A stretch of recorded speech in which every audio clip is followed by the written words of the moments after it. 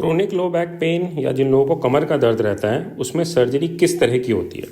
तो कमर के नीचे के भाग को हम लंबर स्पाइन कहते हैं। लंबर स्पाइन की सर्जरी जब हमें करनी होती है तो हम या तो मणकों की सर्जरी करते हैं या नसों को खोलने वाली, जिसको कि हम फिक्सेशन सर्जरी कहते हैं। तो इस तरह से हमारी डिस्क होती है जो कि दो हड्डियों के बीच में इस तरह से सैंडविच हुई होती है और पीछे इस तरह से स्पाइन में जॉइंट्स होते हैं। इन्हीं के बीच में से हमारी नसें निकल रही होती हैं जो कि पैरों में जा रही होती हैं।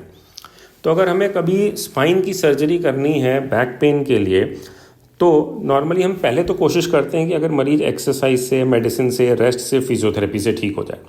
अगर बिल्कुल आराम नहीं आ रहा है तभी हमें 5% से कम लोगों में स्पाइन की सर्जरी करनी पड़ती है।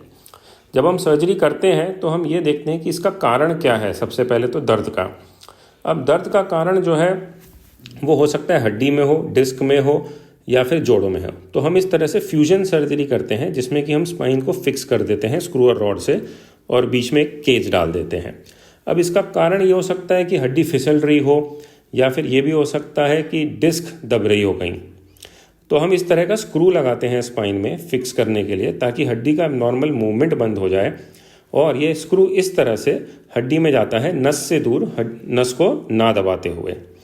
ये हड्डी में जाता है, हड्डी को मजबूती से पकड़ लेता है और उसके बाद फिर हम इसको रॉड से कनेक्ट कर देते हैं ताकि ये एक मजबूत कंस्ट्रक्ट बन जाए। कंस्ट्रक्ट मतलब उस मोशन में या उस सेगमेंट के बीच का जो मोशन है वो पूरी तरह से ख़त्म हो जाए। तो जब स्पाइन स्टेबल हो जाती है स्क्रू और रॉड लगा के और हम हड्डियों के बीच में केज डाल देते हैं तो फिर वो एक सॉलिड कंस्ट्रक्ट बन जाता है, ऐसा जैसे स्क्रू हैं ये और रॉड ने उनको पकड़ के आपस में बांध दिया हो। इस तरह से ये जो सेगमेंट है ये मजबूत हो जाता है और स्पाइन में स्टेबिलिटी आ जाती है और मूवमेंट ख़त्म हो जाता है। इससे कमर दर्द भी पूरी तरह से धीरे धीरे चला जाता है। अब ये जो सर्जरी हमें करनी होती है इसमें सबसे ज़रूरी है ये जानना कि किस तरह से या किस मेथड से करते हैं। अब इसमें हम हड्डियों के बीच में इस तरह से केज डालते हैं जो कि हड्डियों को फ्यूज़ कर देता है या फिर हड्डियों के बीच का मूवमेंट जो है वो बंद कर देता है। तो कमर दर्द के लिए जो हम सर्जरी करते हैं उसमें इस डिस्क को हम निकाल देते हैं और इसकी जगह पे केज डाल देते हैं। केज जो कि एक शिकंजे जैसा होता है जो कि हड्डी को मजबूती देता है। इस सर्जरी को टी-लिफ्ट सर्जरी या ट्रांसफोरामिनल लंबर इंटरबॉडी फ्यूजन सर्जरी हम कहते हैं। इस सर्जरी में हम इस तरह से स्क्रू डालते हैं, रॉड से कनेक्ट कर देते हैं और नसों को खोल देते हैं। इससे हड्डी का एबनॉर्मल मूवमेंट ख़त्म हो जाता है क्योंकि ये जो रॉड होती है ये दोनों वर्टिब्रास को पकड़ के रखती है और वर्टिब्रा के बीच में ऐसा केज आ जाता है। ये पूरी एक सॉलिड कंस्ट्रक्ट बन जाती है जिससे कि सारा एबनॉर्मल मूवमेंट ख़त्म हो जाता है। दूसरा तरीका है कि हम इन दो हड्डियों के बीच में ग्राफ्ट डाल दें सर्जरी के बाद, जिसको कि हम पोस्टियोलैटरल फ्यूजन कहते हैं। ये बोन का ग्राफ्ट जो हम डालते हैं ये धीरे धीरे फ्यूज़ हो जाता है। इसके सिवा हम एक्सलिफ जो कि एक अलग तकनीक है जिसमें कि हम बॉडी को साइड से सर्जरी करते हैं वो भी कर सकते हैं।